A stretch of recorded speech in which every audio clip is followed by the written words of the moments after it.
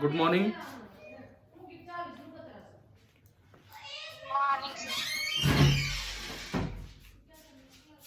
तो हम एसी वाले पार्ट को कंटिन्यू करते हैं। कल थोड़ा बहुत कुछ चीजें हमने पढ़ी थी एसी में, जैसे फेजर फेजर क्या होता है मेनली उस पे हम थे, और कुछ आरएमएस और एवरेज वैल्यूज भी इनका क्या मतलब है, और साइनसोइडल के लिए उसकी वैल्यू क्या निकल के आती है, ये रिलेशंस हमने देखे थे।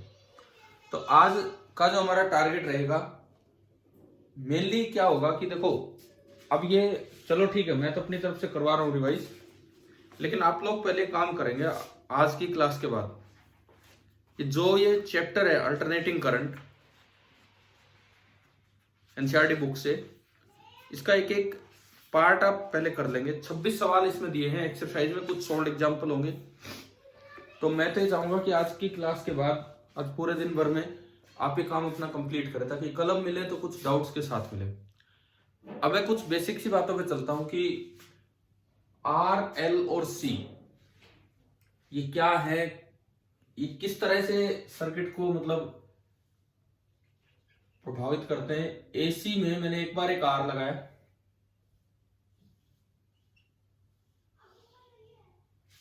एक बार एक ओनली एक एल लगाया,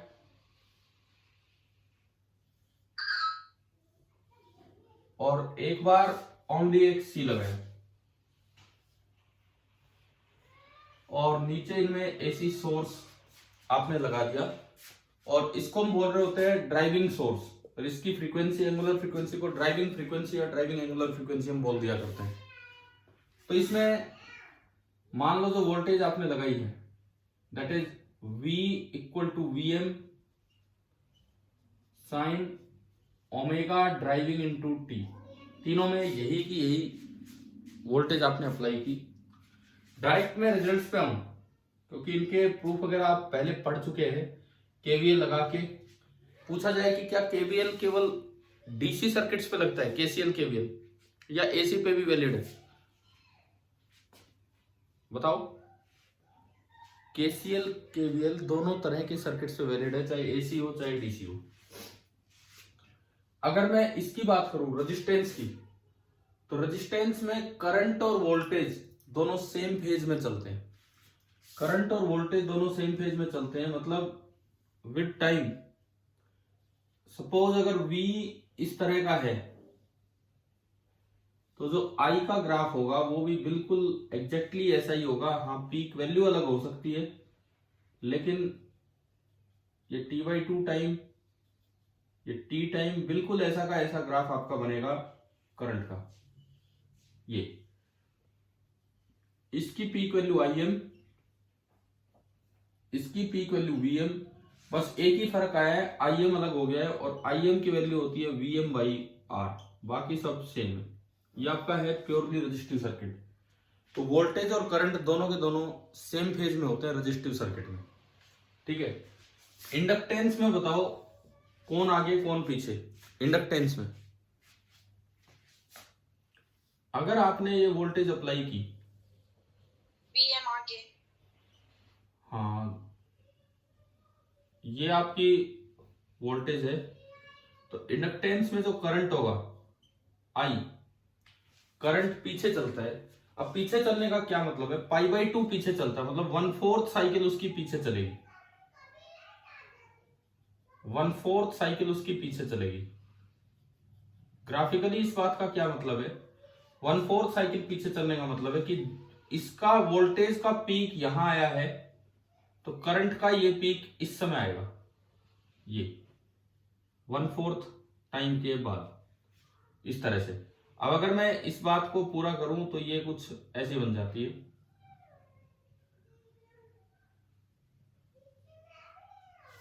बताओ, ये ग्राफ आ गया है समझ में, करंट का ग्राफ, ठीक है। करंट की एक साइकिल पूरी होती है यहां के, और टाइम वही है T, लेकिन करंट 1/4 पीछे चल रहा है। वोल्टेज जीरो थी, करंट अभी थोड़ी देर बाद जीरो हुआ, वोल्टेज मैक्सिमम पहले होगी, करंट थोड़ी देर बाद मैक्सिमम हुआ है। और यहां जो पीक वैल्यू होती है Im, that is equal to Vm upon XL। XL को हम बोला करते थे इंडक्टिव रिएक्टेंस, एक्सएल हमारी हुआ करती थी inductive reactance, where X L is equal to omega driving और इनटू एल, ये आपका एक्सएल होता था। और ये भी आर की तरह ही होता है, इसकी यूनिट भी ओम ही होती है उसी तरह से। रिएक्टेंस बोलते हैं मतलब non resistive opposition, power consume के बिना अपोजिशन ये। और कैपेसिटेंस वाले पार्ट में अगर हम देखते हैं ये टी ये वी, अगेन मैंने वही वाला सोर्स माना, तो इसमें क्या फर्क होता है, कौन आगे कौन पीछे? IM आगे। आई जो है करंट वो लीड करेगा 1/4 साइकिल से, 90 डिग्री से वो लीड करेगा, 90 डिग्री या 1/4 साइकिल से वो लीड करेगा। मतलब वोल्टेज का मैक्सिमम तो अब आया है, करंट का तो 1/4 पहले ही आ चुका था। यानी कि ये जो इसका ग्राफ है ये इस तरह से चलेगा, यूं, ये जो इसका ग्राफ है यूं चलेगा, और ये IM ये VM। यहां अगर मैं देखूं तो IM जो बनेगा that will be VM upon XC, where XC is 1 upon omega driving into C। तो थोड़ा ये फर्क है कि अगर आप, और इसकी यूनिट भी ओम ही होती है, फर्क ये है कि अगर आप यहां भी ड्राइविंग फ्रीक्वेंसी बढ़ाते हो और यहां भी बढ़ाते हो, दोनों जगह अगर आप ड्राइविंग फ्रीक्वेंसी बढ़ाते हो तो इसमें अपोजिशन बढ़ेगा, इसमें अपोजिशन कम होगा, यानी कि यहां करंट कम होगा और वहां करंट बढ़ेगा। इसके अपोजिट अगर मैं ओमेगा को कम करूं इन दोनों सर्किट्स में, देखो ओमेगा चेंज करने से इस पे तो कोई फर्क नहीं पड़ रहा, इन दोनों सर्किट्स में if omega D be decreased, omega D decrease करोगे तो एक्सएल डिक्रीज होगा, एक्सएल डिक्रीज होगा तो IM इंक्रीज होगा, IM इंडक्टर में इंक्रीज होगा, और ओमेगा डिक्रीज करोगे तो XC बढ़ेगा, XC बढ़ेगा तो IM अगेन कैपेसिटर में डिक्रीज होगा। यानी कि ओमेगा आप जितना कम करते चलोगे, ओमेगा जितना कम करते चलोगे, इंडक्टर में करंट उतना ही बढ़ता चलेगा और कैपेसिटर में करंट उतना ही कम होगा। डीसी इसका एक स्पेशल केस होता है। कांस्टेंट डीसी के लिए, कांस्टेंट डीसी के लिए आप ओमेगा ड्राइविंग ले सकते हो कितना, 0। अगर ओमेगा ड्राइविंग आप 0 लेंगे तो जो एक्सएल है वो तो 0 हो जाएगा, और जो XC है वो टेंड्स टू इनफाइनाइट हो जाएगा, जिस तरह के ये फॉर्मूले हैं। और एक्सएल 0 का मतलब है कि करंट IM पे ये कोई फर्क नहीं डाल रहा है, इसके लिए तो IM टेंड्स टू इंफिनिटी है इंडक्टर में। हाँ, अगर कोई और वहां रेजिस्टेंस है तो वो उसे कंट्रोल कर देगी, लेकिन XC टेंड्स टू इंफिनिटी होने का मतलब है कि जो करंट थ्रू कैपेसिटर है वो कितना हो जाना है, 0। इसीलिए स्टेडी स्टेट में कैपेसिटर में से करंट नहीं फ्लो कर पाता है, लेकिन इंडक्टर में करंट फ्लो फ्रीली करता है। तो ये बताओ, ये 3 सिंपल से बेसिक से एलिमेंट समझ आ गए हमें, R, L और C कैसे कैसे वो AC पे बिहेव करते हैं। ठीक है, ये तो मैंने बनाए इनके वेवफॉर्म डायग्राम। ऐसे ही फेजर डायग्राम भी होते हैं, कल सिखाए थे ना आपको फेजर डायग्राम, ठीक है, तो वो बनाने भी आने चाहिए। जैसे इसमें तो दोनों V और I के सेम डायरेक्शन में बनेंगे। इनिशियल फेजर बना दो t बराबर 0 पे या t टाइम पे बना दो। इसमें अगर आप देखते हो इस वाले में, तो वोल्टेज का आगे बनेगा 90 डिग्री 1/4 और करंट का 90 डिग्री पीछे बनेगा। अगर इसी चीज को मैं यहाँ फेजर से दिखाऊं इसी चीज में, तो ये इस तरह का फेजर होता है, रियल एक्सिस ना, ये रियल एक्सिस, ये इमेजिनरी एक्सिस।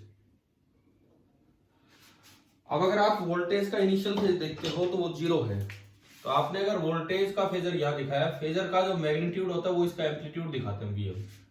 तो करंट इससे 90 डिग्री पीछे चल रहा है, पीछे मतलब इधर क्लॉक नीचे की तरफ आप ले आओ, तो ये IM हो रहा है।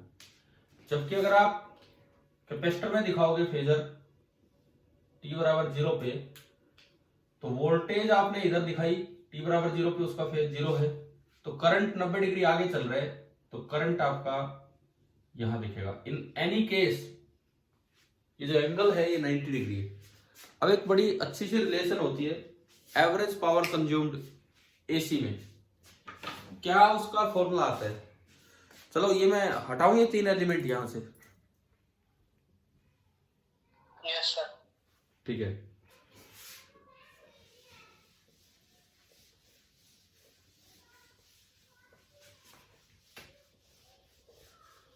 एवरेज पावर कंज्यूम्ड का क्या फॉर्मूला होता है किसी भी एसी डिवाइस में?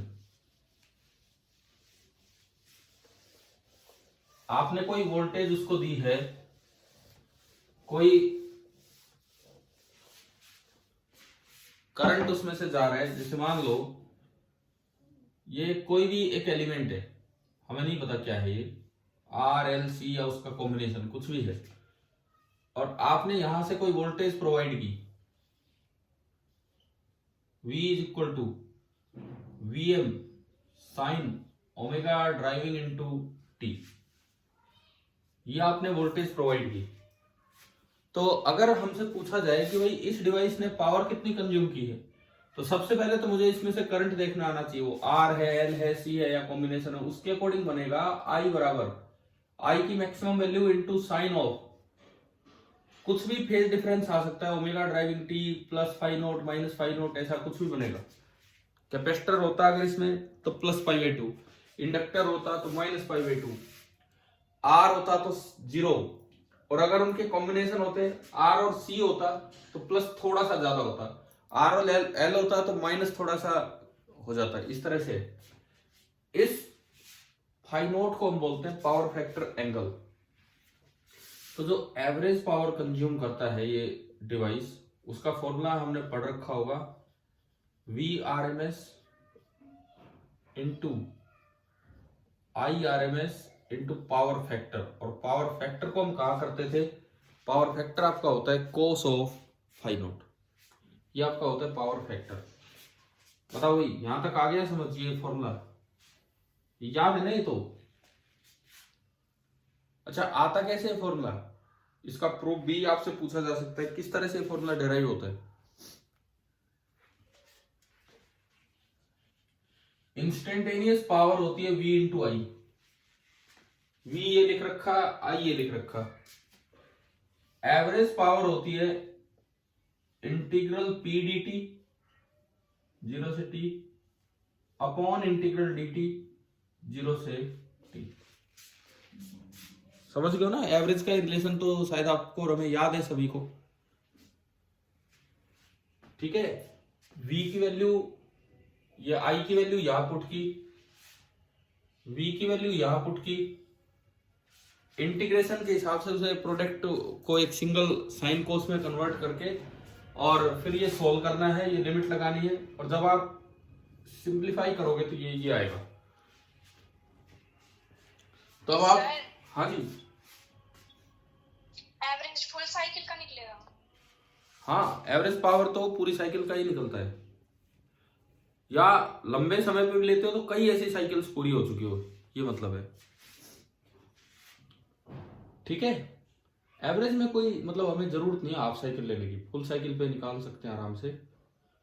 ये बताओ, ये इंटीग्रेशन कर लोगे ये, और इससे फॉर्मूला आ जाएगा कि करके दिखाऊं? बताओ एक बार, अरे बोलो कुछ जवाब दो, ये एवरेज पावर का ये एक्सप्रेशन निकाल लोगे कि यहां से करके दिखाएं?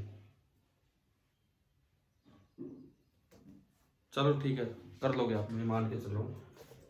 अच्छा अब बात ये आती है कि कैपेसिटर है या इंडक्टर है, उनमें फाई नोट की वैल्यू कितनी होती है, केवल कैपेसिटर हो या केवल इंडक्टर हो? अभी तो देखा था हमने, या तो 90 डिग्री ऊपर या 90 डिग्री नीचे, तो फाई नोट 90 होता है, और फाई नोट 90 होगा तो एवरेज पावर कितनी आई? अगर हाँ तो कितनी आई, कोस 90 डिग्री कितना होता है? जीरो। अब इसका जीरो आने का ये तरीका समझो आप, कैसे जीरो आ रही है। देखिए मान लो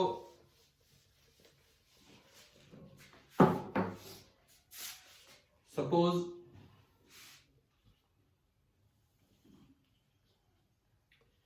ये आपकी वोल्टेज है, मैं एक बार कैपेसिटर वाले सर्किट पे लूंगा, एक बार इंडक्टर वाले पे।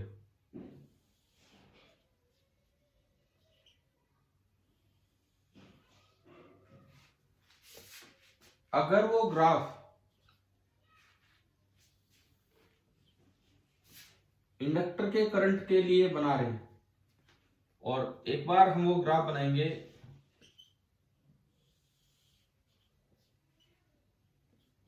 कैपेसिटर के करंट के लिए। इंडक्टर में हमने पढ़ा था अभी थोड़ी देर पहले कि करंट 90 डिग्री पीछे चलता है, तो इसको 1/4 के 4 हिस्सों में तोड़ लिया।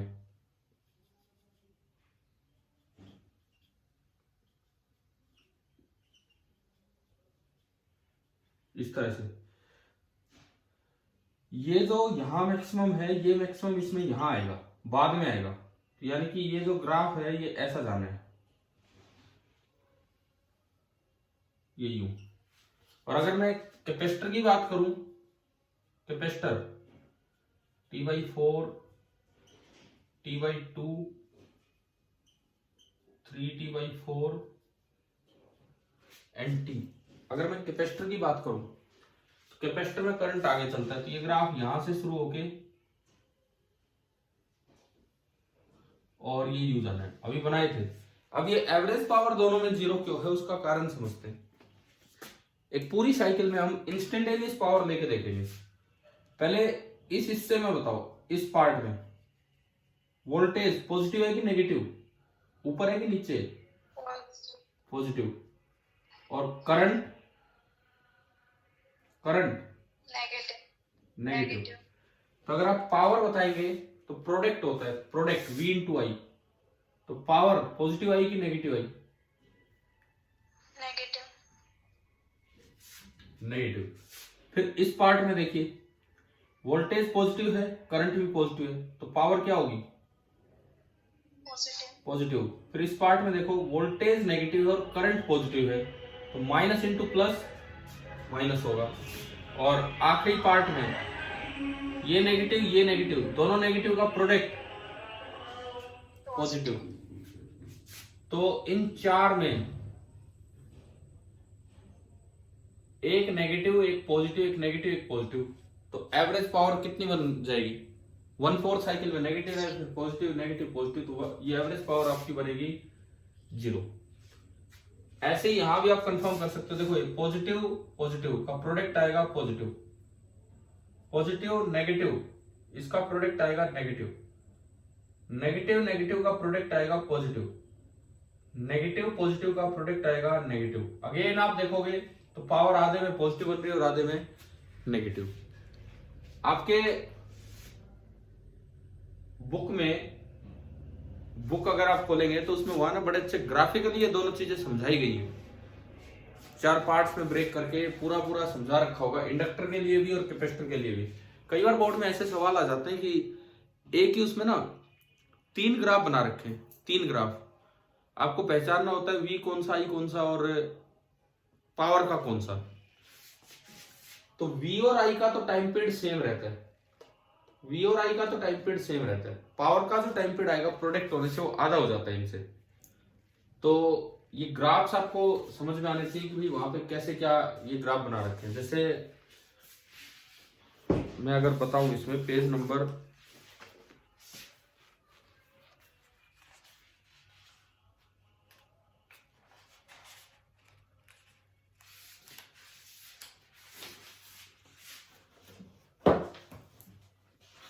जैसे कैपेसिटर वाला इन्होंने पूरा सिस्टम समझा रखा है पेज नंबर 243 पे।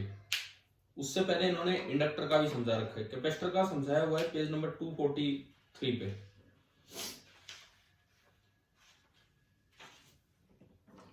और उसमें उन्होंने दिखा रखा है कि ठीक है, आपने ये 2 ग्राफ बना रखे हैं अलग अलग, इनका टाइम पीरियड तो पूरा T है, इनका टाइम पीरियड तो पूरा T है। लेकिन अगर आप पावर बनाएंगे, अगर आप कैपेसिटर के केस में पावर बनाते हैं, ये तो इंडक्टर का है, मैं उधर चलता हूं, तो जो पावर वाला ग्राफ बनेगा वो इससे आधे टाइम में ही पूरा हो जाएगा, पावर का ग्राफ विद टाइम।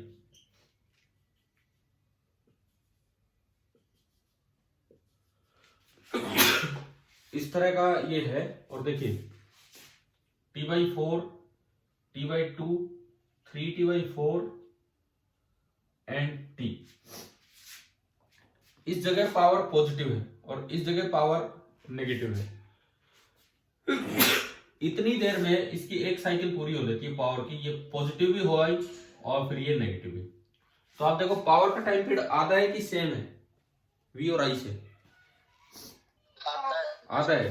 तो काफी बार आपको ये बोर्ड में इस तरह का सवाल आता है कि 3 ग्राफ आपको दे रखे होंगे, आपको जज करना होगा कौन सा P है। तो P तो वो होगा जिसका टाइम पीरियड हाफ हो। फिर V और I में कौन सा V और कौन सा I है वो एलिमेंट पे डिपेंड करता है। अगर इंडक्टर है तो करंट पीछे चल रहा होगा और कैपेसिटर है तो करंट आगे चल रहा होगा। तो ये बुक से ये वाले पार्ट पढ़ लोगे आप, ये पावर वाले जो ग्राफ है। ठीक है। अब इसमें मैंने जो पहले आपको ये करवाए थे तो उस समय हमने RL सर्किट भी पढ़ा था, RC सर्किट भी पढ़ा था, और फिर आता है फाइनल RLC। तो मैं RL और RC पे अभी नहीं जा रहा हूं, वो आप करेंगे, बिकॉज रिवीजन में हम जो मेन टॉपिक्स है उनको लेके चलेंगे सीधा। RL या RC सीरीज सर्किट कर लोगे ना अपने आप?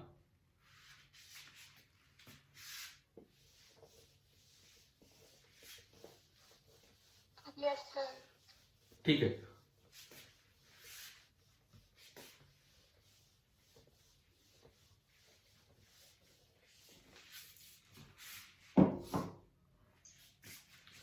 पैरेलल सर्किट बोर्ड में आते नहीं है। पैरेलल सर्किट क्या करने हैं, क्या वो आपको बताओ।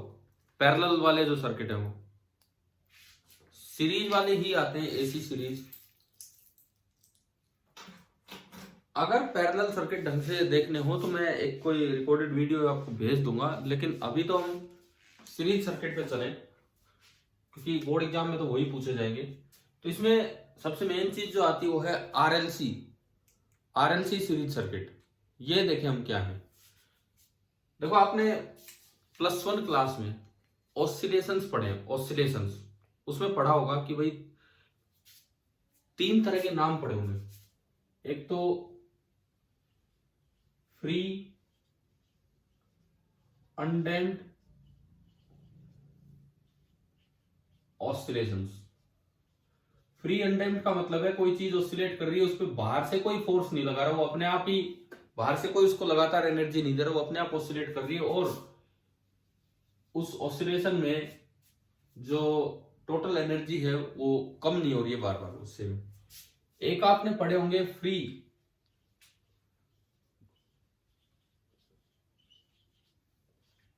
Damped oscillation. किसी को झूले पे बैठा के छोड़ दिया, एक बार एनर्जी देके, उसके बाद हम उसको ऑसिलेट नहीं करवा रहे और धीरे धीरे वो अपने आप रुक जाता है फ्रिक्शन वगैरह के कारण, ये होते हैं फ्री डैम्प्ड ऑसिलेशन। और एक होते हैं फोर्स्ड या फिर ड्राइवन ऑसिलेशंस। इसका क्या मतलब होता है फोर्स्ड या ड्राइवन ऑसिलेशन का? कि आप बाहर से धक्का देके किसी को ऑसिलेट करवाते जा रहे हैं बार बार, जब भी वो आ रहा है आप फिर से धक्का दे रहे हैं। समझ गए हो ना ये 3 बातें? क्या नाम है? ठीक है। अब देखो फोर्स्ड या ड्राइवन ऑसिलेशन की मैं बात करूं तो आपने कोई एक RLC सर्किट लिया,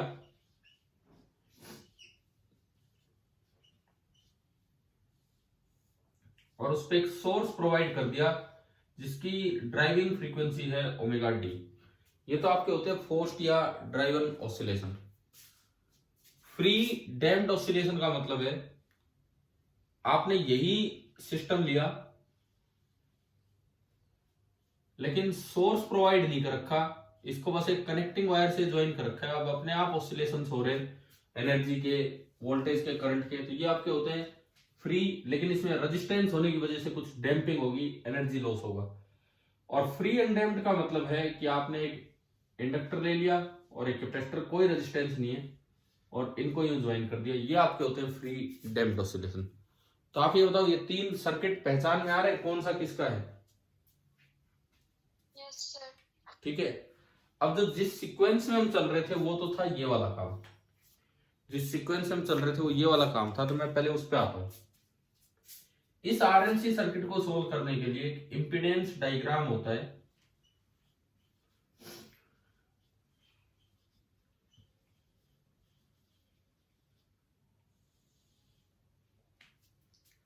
इंपीडेंस डायग्राम में एक ट्रायंगल बनाई जाती है, ये लेंथ R को रिप्रेजेंट करती है, ये लेंथ X को रिप्रेजेंट करती है, where X is the mod of X L minus X C. भाई एक्सएल तो होगा omega L, omega driving into L, और एक्सी होगा 1 ओमेगा ड्राइविंग इंटू सी। तो इन दोनों का जो सब्ट्रैक्शन है वो आपका एक्स है, तो ये आपका यहां पे बनता है। और ये जो हाइपोटेन्यूज है इसे बोलते हैं Z, where Z stands for impedance. ये रेजिस्टेंस, ये रिएक्टेंस और ये इम्पीडेंस, और ये वो power factor angle phi naught. अब इसकी जो इक्वेशन बनती है वो बनती है करंट की। Current is equal to I M into sine of omega driving T plus या माइनस फाई नोट। किस पे डिपेंड करेगा अभी बताता हूं। जो आई एम होता है, आई एम वो तो होता है V M by Z. Z भी वैसी चीज है जैसे रेजिस्टेंस थी, ओम में ये दिया जाता है वी एम बाई जेड। अच्छा, ये कब तो प्लस फाई नोट होगा, कब माइनस फाई नोट होगा, ये इस बात पर डिपेंड करेगा कि एक्सएल बड़ा है या एक्ससी बड़ा है, एक्सएल बड़ा है या एक्ससी बड़ा है।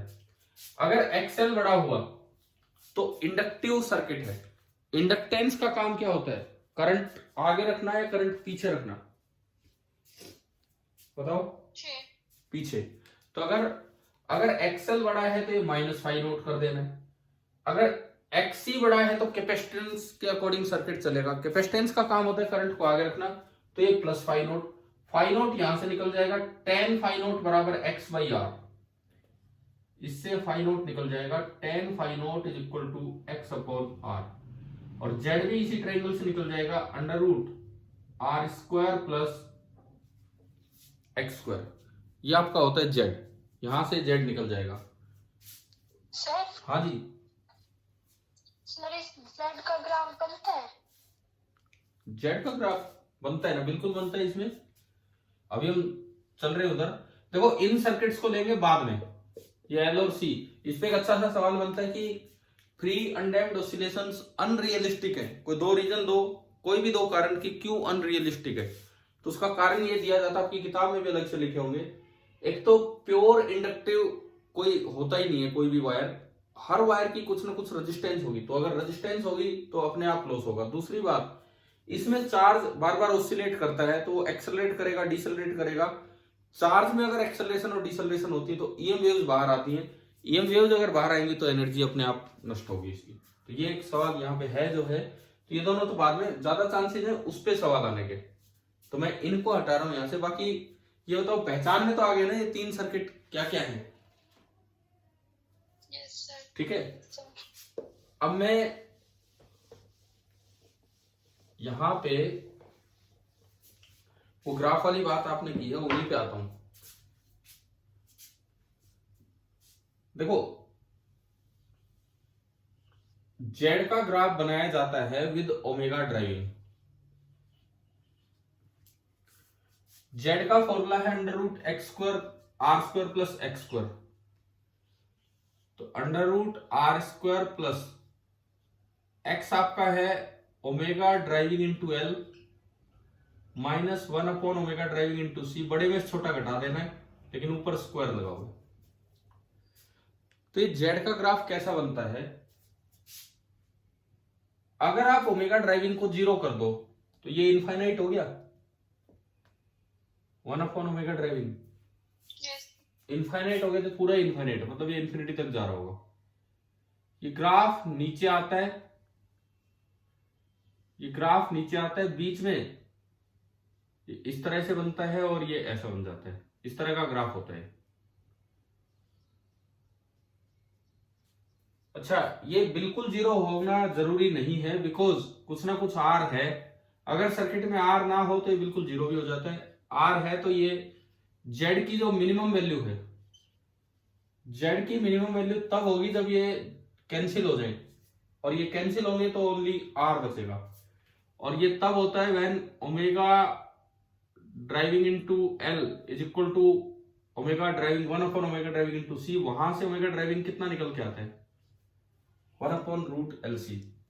ये वाला पॉइंट तो पढ़ा हुआ है ना आपने, 1 अपॉन रूट एल सी, है ना। इसे हम रेजोनेंट फ्रीक्वेंसी भी बोलते हैं, क्योंकि इस वक्त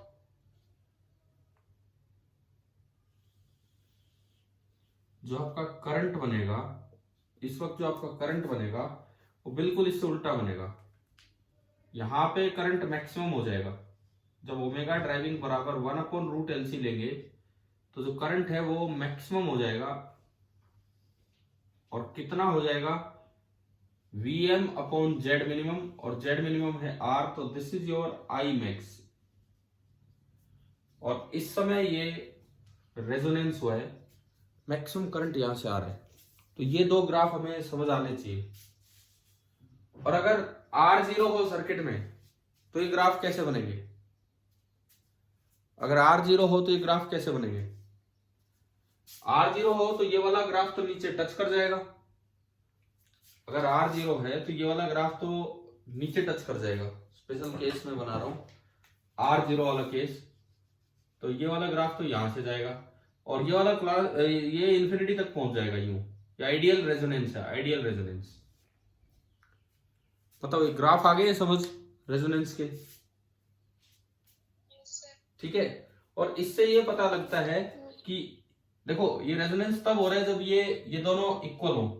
ये दोनों इक्वल होने से ओमेगा ड्राइविंग निकल के आया 1/√LC। और जो मैंने यहाँ बोर्ड पे 3 सर्किट बनाए थे, तो जो पहला सर्किट आपने बनाया था, जब उसको सोल्व करते हैं तो पता लगता है कि ओमेगा नेचुरल जो है, कि अगर मैं उसको एनर्जी देके छोड़ दूं और अपने आप ऑसिलेशन हो, तो जो ओमेगा नेचुरल है उस सर्किट का वो भी 1/√LC होता है। तो इससे ये पता लगता है कि रेजोनेंस तब होगा जब ओमेगा ड्राइविंग बराबर हो ओमेगा नेचुरल के। सर्किट की अपने आप ऑसिलेट होने की जो फ्रीक्वेंसी है, अगर उसी के बराबर आप ओमेगा ड्राइविंग कर देते हो तो सर्किट में रेजोनेंस हो जाएगा और मैक्सिमम करंट वहां फ्लो कर रहा होगा। समझ आ गया? ठीक है। रेजोनेंस पे क्वेश्चन आने के पूरे चांसेस होते हैं। कोई ना कोई सवाल रेजोनेंस पे तो पूछा ही जा सकता है आपसे। अब है ना, अपनी बुक से सुनो आप। ये एक RLC सर्किट इन्होंने दिया हुआ है पेज नंबर 245 पे, पेज नंबर 244-45 पे। एक बार बुक खोलना, एक बार आप लोग बुक खोलिए, पेज नंबर 244 निकालिए बुक। Yes sir. ठीक है। तो ये जो है ना AC voltage applied to series LCR circuit, इसमें दो तरह से इसको सोल्व किया है।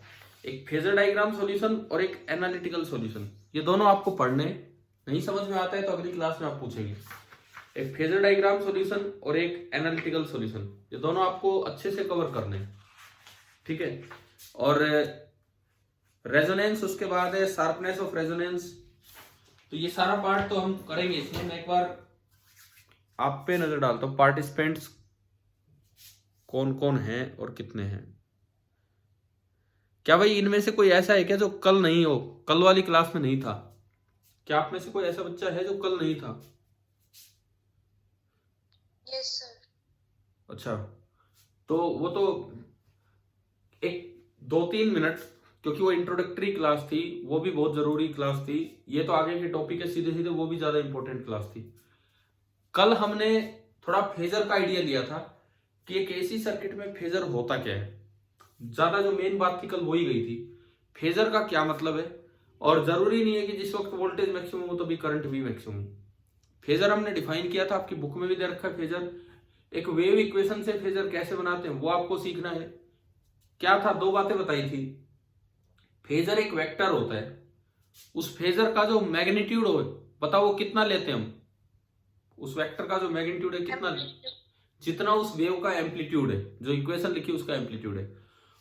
और फेजर एक रोटेटिंग वेक्टर होता है, तो उसके रोटेशन की एंगुलर स्पीड कितनी लेते हैं, जितनी की उस वेव की एंगुलर फ्रीक्वेंसी। हाँ ठीक है, ये आपका होता है फेजर। फिर इसमें हमने सीखा कि जैसे RMS वैल्यू का क्या मतलब है, एवरेज वैल्यू का क्या मतलब है, कौन हाफ साइकिल पे डिफाइन हो रही है, कौन फुल साइकिल पे डिफाइन हो रही है। तो ये सारी चीजें एटलीस्ट आप अब एसी वाले चैप्टर में 2-3 दिन लगा दो भाई, ढंग से मतलब अच्छे से, बहुत अच्छा हो जाएगा। और नीट का एक भी सवाल मिस नहीं होगा एसी का। डेफिनेटली कोई ना कोई सवाल तो आएंगे, 1 या 2 सवाल तो आते ही इन पे, एक तो पक्का ही है, तो मिस नहीं होगा कोई क्वेश्चन। आप, हम बोर्ड के लिए पढ़ रहे हैं लेकिन अपने आप इससे ऊपर है भी नहीं, नीट का भी नहीं है इससे ऊपर। अगर आप एसी वाला चैप्टर ढंग से करते हैं, अगर कुछ ऐसा सोर्स होगा, आप एक बार करो 2-3 दिन में एसी कंप्लीट। अगर मेरे पास कोई ऐसा सोर्स होगा जिसमें केवल एसी के प्रीवियस ईयर क्वेश्चन नीट के होंगे तो मैं आपको सेंड करूंगा, फिर करके देखना कि क्या हो पा रहे हैं कि नहीं हमसे। ठीक है? Yes sir. ठीक है, लेकिन उससे पहले भाई अब तो एक काम तो हो, आपने खुद एसी, मैंने स्टार्ट नहीं किया एसी, आप लोगों ने, आपकी डिमांड थी कि ये वाला चैप्टर स्टार्ट किया जाए, तो अब आप केवल इस मेरी 40 मिनट की क्लास का वेट मत किया कीजिए, पूरा दिन है आपके पास, तो कल रेजोनेंस और इन चीजों को पढ़ के रखो अच्छे से। एनालिटिकल सॉल्यूशन है, फेजर सॉल्यूशन है, फिर उसमें रेजोनेंस की शार्पनेस है, शार्पनेस का क्या मतलब है, क्वालिटी फैक्टर का क्या मतलब है, तो ये क्वालिटी फैक्टर पे तो डायरेक्ट क्वेश्चन आ चुके हैं आपके पेपर में, नीट वाले में भी, बोर्ड वाले में भी, तो अच्छे से इन चीजों को रिवाइज कीजिए। और लास्ट टॉपिक जो इस चैप्टर का आता है कौन सा, मुझे लगता है वो भी हमने 7-8 पार्ट्स में, पॉइंट्स में लिखवा रखा है, ट्रांसफॉर्मर। ट्रांसफॉर्मर की वर्किंग ध्यान है आपको, 6-7 पार्ट्स में लिखवाई होगी। Yes sir. बताओ ट्रांसफॉर्मर में खाली म्यूचुअल इंडक्शन होता है कि सेल्फ इंडक्शन भी होता है? दोनों। हाँ, दोनों होते हैं, दोनों होते हैं, दोनों। हमारे दिमाग में रहता है कि बस ओनली म्यूचुअल इंडक्शन होता है। ट्रांसफॉर्मर, आइडियल ट्रांसफॉर्मर में कितनी अजम्पशंस लेते हैं हम, कितनी अजम्पशंस लेके चलते हैं? 3 अजम्पशंस। उन अजम्पशंस को सेटिस्फाई करने में सेल्फ इंडक्शन का बहुत बड़ा रोल होता है। हम जो पढ़ रहे होते हैं 12th क्लास में, हम एक्चुअली पढ़ रहे होते हैं no load transformer. No load transformer का मतलब है कि सेकेंडरी को आप ओपन मान के चल रहे होते हो, सेकेंडरी को आप ओपन मान के चल रहे होते हो। देखो पूरे चांसेज हैं कि ट्रांसफॉर्मर जैसा टॉपिक 5 नंबर में आ जाए, या 3 का तो आने के पूरे पूरे ही चांसेस। क्या हट तो नहीं गए ना इस साल ट्रांसफॉर्मर? No sir. हाँ, क्योंकि इस बार कई टॉपिक भी तो हटा दिए ना बोर्ड ने इस बार के, तो नहीं हटाए तो बहुत अच्छी बात है फिर तो अब ट्रांसफॉर्मर और उधर था ईएमआई में जनरेटर, इनमें से एक सवाल आने के पूरे चांसेस होते हैं। तो अभी हम एसी पे हैं तो अपना ट्रांसफॉर्मर रिवाइज करके रखें। ठीक है, अब आप बताओ, आपको कोई कुछ और पूछना हो, कुछ बोलना हो तो बताइए फटाफट, क्योंकि ये मीटिंग अपनी फिनिशिंग स्टेज में है। बोलिए आप भाई, घर पे पढ़ते रहो ना, अब रिवाइज तो कर रहे हो अपनी चीजों को। ठीक है, तो ठीक है, आप एसी वाला चैप्टर अपना कीजिए पूरा, आगे फिर हम मिलते हैं कल। कल अपना काम आगे बढ़ाते हैं। Thank you.